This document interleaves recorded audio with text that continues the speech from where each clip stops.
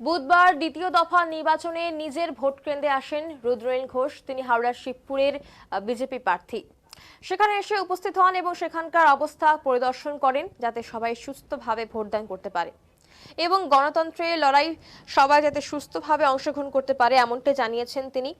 এবং তিনি আশাবাদী এবং তিনি আরো বলেন যে প্রথম এই নির্বাচনে 90% মানুষ ভোট দিতে পেরেছেন। এবারও এই দ্বিতীয় দফাতেও মানুষ ঠিক সেই মতোই নিজের মতো করে ভোট দিতে পারবেন। তৃণমূল কোনোভাবেই চেষ্টা করে ভোট আটকাতে পারবে না বলেই তিনি জানিয়েছেন। এবং তিনি বলেন যে কেউ বলেন তৃণমূলের সবাই রুমাল ব্যবহার করছে, তাই বস্তা বস্তা রুমাল যাচ্ছে।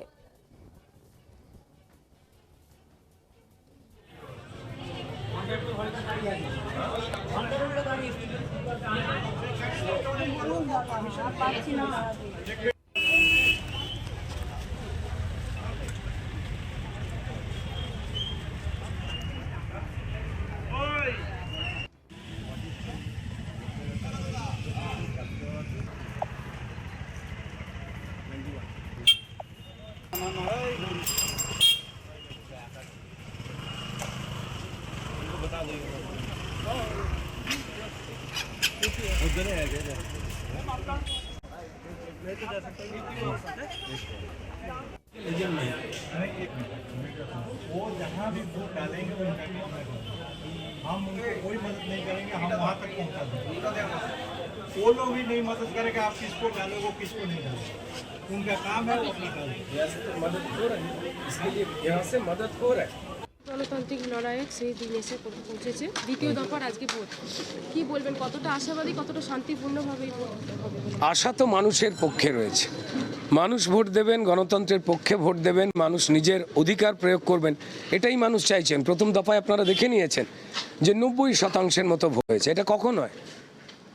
যখন আমাদের নাগরিকেরা মনে করেন যে ছুটির দিন আর মনে করব না। এর আগে অনেক মনে করেছি ছুটির দিন আমার চাল ডাল চাকরি আবার শান্তি নিরাপত্তা সব চুরি হয়ে গেছে। তাই আমার একটা ভোট একটা গণতন্ত্রের পিলারকে মজবুত করবে। তাই তারা বেরিয়ে পড়ে ভোট দিয়েছেন। আর মনে করেননি ছুটি। তিনি চান না যে আমার ছেলে মেয়েগুলো বাইরে চলে যাক, তিনি চান না যে আমরা অর্থনৈতিকভাবে ভেঙে পড়ি, তিনি তো চান না। তাই দ্বিতীয় দফাতেও সেটা হবে, সেটা হচ্ছে। এবং সেটাকে নিয়ে শাসক দল তৃণমূল, যারা চাকরি বাকরি শান্তি শৃঙ্খলা লুট করবার পর কোন ইস্যুতে মানুষের কাছে ভোট চাইবেন এটা বলতেই পারেননি। তারা থ্রেট দিয়ে বেড়াচ্ছেন একে ওকে, তাকে বিজেপির কার্যকর্তাদের কখনো থ্রেট দিচ্ছেন, কখনো ভোটারদের থ্রেট দিচ্ছেন বেশি ভোট করবেন না, আমাদের হার্ট অ্যাটাক হয়ে যাবে। তো যাই হোক, চুরির প্রাসাদে বসে থাকতে যে কোনো লোভই চায়, কেউ গদি ছাড়তে চায় না। কিন্তু জনগণের থেকে শক্তি তো কারুর বেশি নয়, আমাদের কারুর বেশি নয়। তাই আমরা তাকিয়ে রয়েছি জনগণের দিকে এবং তারা আলোর পক্ষে অন্ধকারের পক্ষে নয়, সেই প্রমাণ প্রথম দফাতেও দিয়েছেন, দ্বিতীয় দফাতেও দেবেন।